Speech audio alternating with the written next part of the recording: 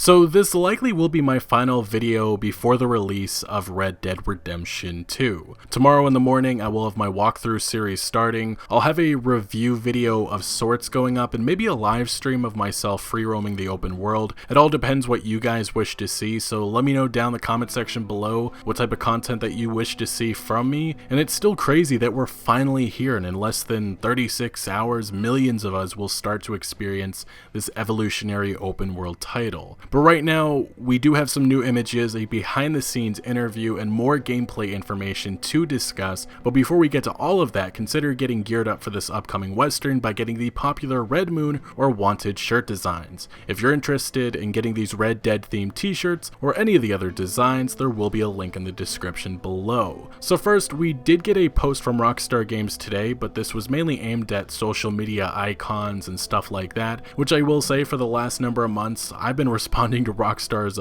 Red Dead Redemption 2 posts on Twitter with a "Let's Go" gif of Drake, and I responded to Rockstar's post today with that, and they actually responded with one made from Red Dead Redemption 2 with Karen getting hyped. Just a really nice gesture by Rockstar's social media team, and it certainly put a smile on my face. But also something I found interesting is the specific image that they used was again a scene that was shown in a previous trailer, but this time Karen was dressed differently and the time of day was different, which, as we discussed with the launch trailer, NPCs and all cutscenes will be different depending on when the mission takes place and what the specific NPC chooses to wear, which is a really neat detail that makes this experience even more personal and immersive. Rockstar Games also posted about some of the infamous gunslingers later in the day that we'll encounter, which includes Black Bell, Billy Midnight, Slim Grant, and others, which, as far as I recall, this is linked to some side missions or content that we'll be able to do, and I certainly hope one of those encounters is with Landon Ricketts. But continuing on, we got further details about the musical score and some of the talent that Rockstar Games used for Red Dead Redemption 2.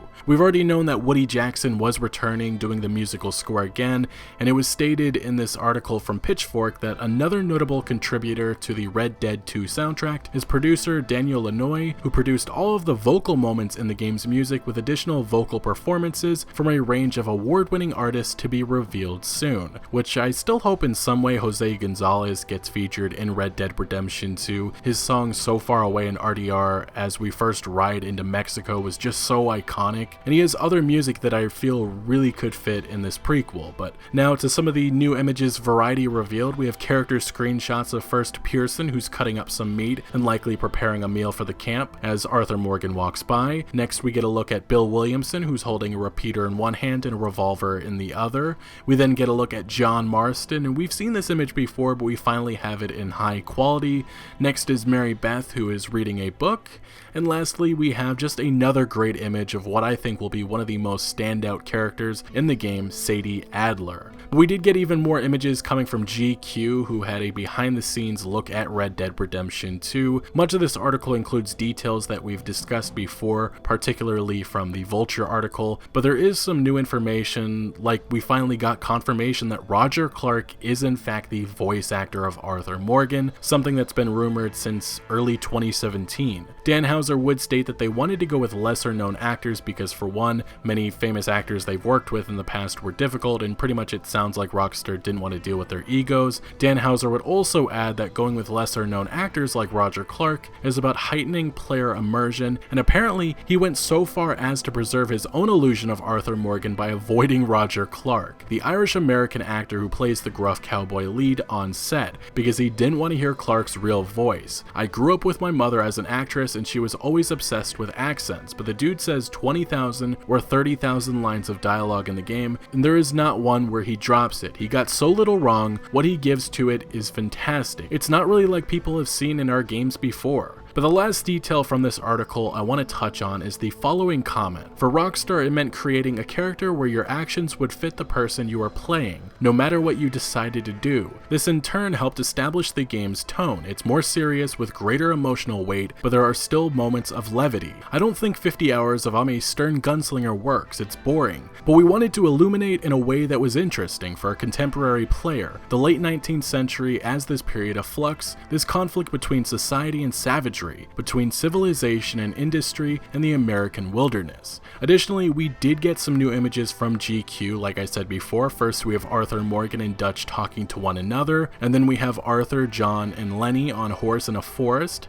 Next is Arthur aiming his revolver at someone or something inside of a house, and then we again have Arthur, this time on horse, and I believe the bayou part of the map. We also got an actual portrait of Arthur Morgan. I also believe this actually didn't come from GQ but Variety. Either way, definitely wanted to include it. And lastly, what I think is my favorite of this bunch, Arthur in combat running away from gunfire, as we can see two enemies aiming their weapons at him from behind. Now to the last part of this video, I did want to briefly touch on just a few gameplay details that are going around. Like first, Red Dead Redemption 2 includes cheat codes. This is honestly great news because nowadays many developers use cheat codes in the form of pathetic single player microtransactions, and it's just really great that Rockstar did not take that route. Additionally, gangs are confirmed to vary in size and structure, and each has their own territory, which is something I predicted in my last video when going over the Del Lobos gang. Also, apparently some shopkeepers actually will buy stolen product, and I'm just saying, I bet you Herbert Moon will be one of them. Anyway gang, thank you for watching, and really it has meant the world to me all the support you've given on these videos over the last few years. Red Dead Redemption 2 is nearly here, and I want to know down in the comment section below, what's the first thing that you plan on doing when you start playing Red Dead Redemption 2? Let me know. But also, make sure to leave a like if you did enjoy this video or found any informative value, and consider subscribing for much more Red Dead Redemption 2 content to come, as I'm one of your best sources on this game.